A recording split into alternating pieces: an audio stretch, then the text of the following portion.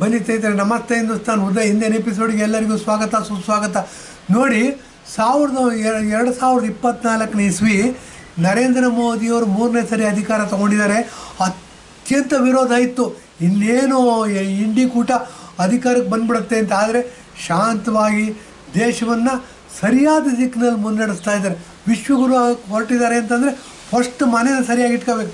ಆ ದೃಷ್ಟಿಯಿಂದ middle class vote bank ಮಾಡಿದ್ದಾರೆ. ಮತ್ತು ಯಾರು ದೇಶ ಪ್ರೇಮಿಗಳಿದ್ದಾರೆ ಅವ್ರನ್ನ ವೋಟ್ ಬ್ಯಾಂಕ್ ಮಾಡಿದ್ದಾರೆ. ಹೌದು, ನರೇಂದ್ರ ಮೋದಿ ಇದ್ದರೆ ದೇಶ ಪ್ರೇಮ ಬೆಳೆಯುತ್ತೆ, ನಾವು ಸ್ಟ್ರಾಂಗಾಗಿ ಬೆಳಿತೀವಿ, ನಮ್ಮ ಜೀವನ ಮಟ್ಟ ಸುಧಾರಿಸುತ್ತೆ ಅನ್ನೋ ಲೆವೆಲ್ಗೆ ಬಂದಿದೆ. ಈ ಥರ ನರೇಂದ್ರ ಮೋದಿಯವರು 2024 ಇಸ್ವಿ ಜೂನ್ 4ನೇ ತಾರೀಕು ಎಲೆಕ್ಷನ್ ರಿಸಲ್ಟ್ ಅನೌನ್ಸ್ ಆಗುತ್ತೆ. ಅದಾದ ನಂತರ 3ನೇ ಬಾರಿಗೆ ಪ್ರಧಾನಮಂತ್ರಿಯಾಗಿ ಪ್ರಮಾಣ ವಚನ ತೊಗೊಂಡಿದ್ದಾರೆ.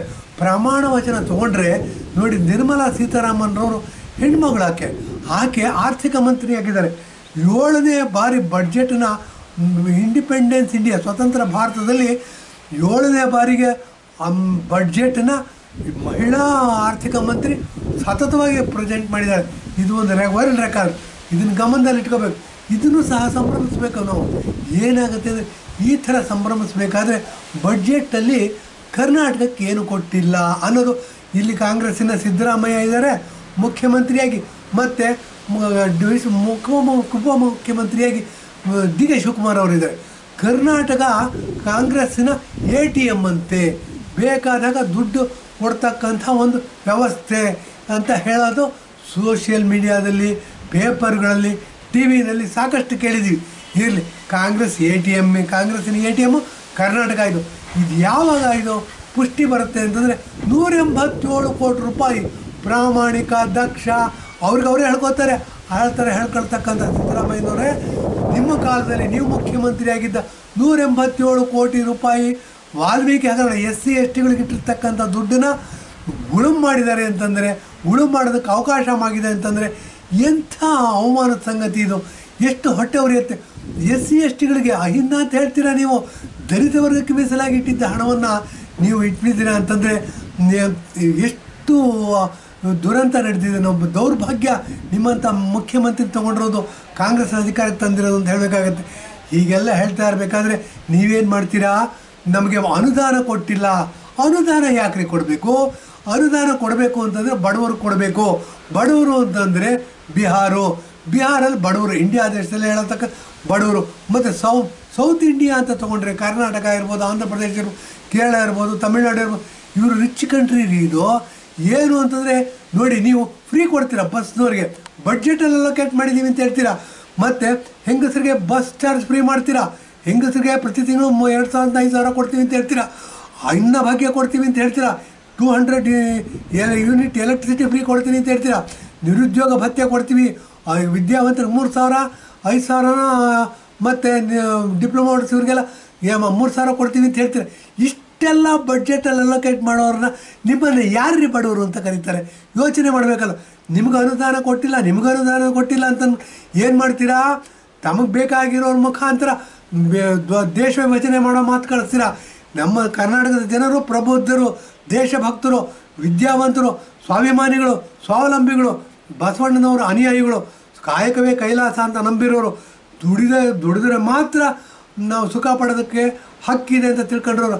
ಆ ದೃಷ್ಟಿಯಿಂದ ಏನಾಗಿದೆ ನೋಡಿ, ನೀವು ಬಂದ ಅಧಿಕಾರದಲ್ಲಿ ಇನ್ನೂ 1 ವರ್ಷ ಆಗ್ತಾ ಬಂದಿದೆ. ಈಗಲೇ ಲೋಕಸಭಾ ಎಲೆಕ್ಷನ್ ನಡೆದಿದೆ. ಲೋಕಸಭಾ ಎಲೆಕ್ಷನ್ನಲ್ಲಿ NDA ಮೈತ್ರಿಕೂಟ ಕರ್ನಾಟಕದಲ್ಲಿ 75% ಈ ಸೀಟುಗಳನ್ನ ಗೆದ್ದಿದ್ದಾರೆ. ನಿಮಗೆ ಏನಾದರೂ ಮಾನ ಮರ್ಯಾದೆ ಇದ್ದಿದ್ದರೆ ರಾಜೀನಾಮೆ ಕೊಟ್ಟು ಇನ್ನೊಂದು ಸರಿ ಎಲೆಕ್ಷನ್ ಮಾಡ್ಬೋದಿತ್ತು ರೀ. ಪೂರ್ತಿ ಮಾಡೋದಿಲ್ಲ ಬಿಡಿ ನೀವು ಎಲೆಕ್ಷನ್. ಯಾಕೆ? ನಿಮ್ಮದೇ ಪಕ್ಷದಲ್ಲಿ ಚಾಪೆ ಹಾಸ್ಕೊಂಡಿರೋರು ಇದ್ದಾರೆ, ಹೆಗಲ ಮೇಲೆ ಟವಲ್ ಹಾಕ್ಕೊಂಡು ಓಡಾಡ್ತಿರೋರು ಇದ್ದಾರೆ. ಮುಂದಿನ ಮುಖ್ಯಮಂತ್ರಿ ನಾನು ಅಂತ ಅಂದ್ಬಿಟ್ಟು ಸ್ವಲ್ಪ ಕಣ್ಬಿಟ್ಟು ನೋಡಬೇಕು, ಆಳವಾಗಿ ವಿಶ್ಲೇಷಣೆ ಮಾಡಿದ್ರೆ ನಿಮ್ಗೆ ಗೊತ್ತಾಗುತ್ತೆ. ಇಂಥವ್ರು ನೀವು ಬಡ್ಜೆಟಿನ ಬಗ್ಗೆ ನಿಮ್ಮ ಪ್ರತಿಕ್ರಿಯೆ ಏನು ಅಂತಂದರೆ, ಕರ್ನಾಟಕಕ್ಕೆ ಏನು ಕೊಟ್ಟಿಲ್ಲ ಅಂತ ಹೇಳ್ತೀರ. ಯಾಕ್ರಿ ಕರ್ನಾಟಕ ಕೊಡಬೇಕು? ನೀವು ಬಡ್ಜೆಟಲ್ಲಿ ಸ್ಯಾಂಕ್ಷನ್ ಮಾಡಿದ್ದೀರಾ ಅಂತ ಹೇಳ್ತೀರಾ. ದುಡ್ಡನ್ನ ಫ್ರೀ ಕೊಟ್ಟಿದ್ದೀರಾ. ಎಷ್ಟು ಫ್ರೀಗಳು? 5 ಫ್ರೀಗಳು ಕೊಟ್ಟಿದ್ದೀರಾ. 5 ಫ್ರೀಬಿಯನ್ನು ಕೊಡಬೇಕಾದ್ರೆ ಶ್ರೀಮಂತರು ರೀ ನೀವು, ಕರ್ನಾಟಕದವರು. ನಿಮ್ಗೆ ಯಾಕೆ ಅನುದಾನ ಕೊಡಬೇಕು? ಬಿಹಾರ್ನವ್ರು ಬಡವರು 26,000 ಕೋಟಿ ಕೊಟ್ಟಿದ್ದಾರಂತೆ. ಅವರು ಏನೋ ಕಡ್ದು ಗುಡ್ಡೆ ಹಾಕ್ಬಿಟ್ಟಿದ್ದಾರಂತೆ ಎಲ್ಲ ಮಾತಾಡ್ತಿಲ್ಲ. ಹೌದು, ಬಿಹಾರ್ನವ್ರು ಬಡವ್ರನ್ನ ನಾವು ಫೆಡರಲ್ ಸ್ಟೇಟ್ ಅಂತ ಸಿಸ್ಟಮ್ ಅಂತೀವಿ, ನಾವು ಅಖಂಡ ಭಾರತ ಅಂತ ಹೇಳ್ತೀವಿ, ದೇಶಭಕ್ತಿ ಎಲ್ಲರನ್ನೂ ಒಟ್ಟಿಗೆ ತೊಗೊಂಡೋಗ್ಬೇಕು ಅಂತ ಹೇಳ್ತೀವಿ, ಬಡವರನ್ನ ಮುಂದೆ ತರಬೇಕು ಅಂತೀವಿ. ಹೀಗೆ ತರಬೇಕು ಅಂದಾಗ ಸ್ವಲ್ಪ ಅನುದಾನ ಕೊಡೋದ್ರಲ್ಲಿ ಏನು ತಪ್ಪಿಲ್ಲ.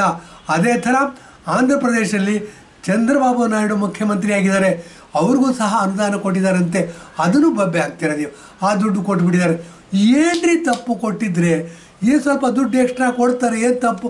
ಇದಲ್ದೇ ಬನ್ನಿ, ನಿಮ್ಮದು ಪ್ರಭಾವ ಏನು ಅಂತ ಹೇಳ್ತೀವಿ. ನೀವು ಕೂತ್ರೆ ನಿಂತರೆ ಹಗಲು ರಾತ್ರಿ 24/7 365 ಡೇಸ್ ನೀವು ಮೋದಿನ ಬೈತೀರಾ, BJPನ ಬೈತೀರಾ.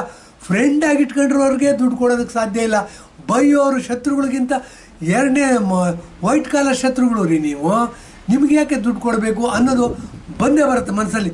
ನಿಮ್ಮ ಮನೆಯಲ್ಲಿ ದೊಡ್ಡ ಮಗ ಚೆನ್ನಾಗಿ ದುಡಿತಿದ್ದಾನೆ ಅಂತಂದರೆ ಅವನಿಗೆ ತಾಯಿ ಆದವಳು ಏನಾದರೂ ವಿಶೇಷ ಉಪಚಾರ ಮಾಡ್ತಿರ್ತಾಳೆ. ಏನೂ ದುಡಿದ ಓಡಾಡೋವನಿಗೆ ಮುದ್ದೆನೋ ರೊಟ್ಟಿನೋ ಕೊಟ್ಟು ಸುಮ್ಮನಾಗ್ತಾಳೆ.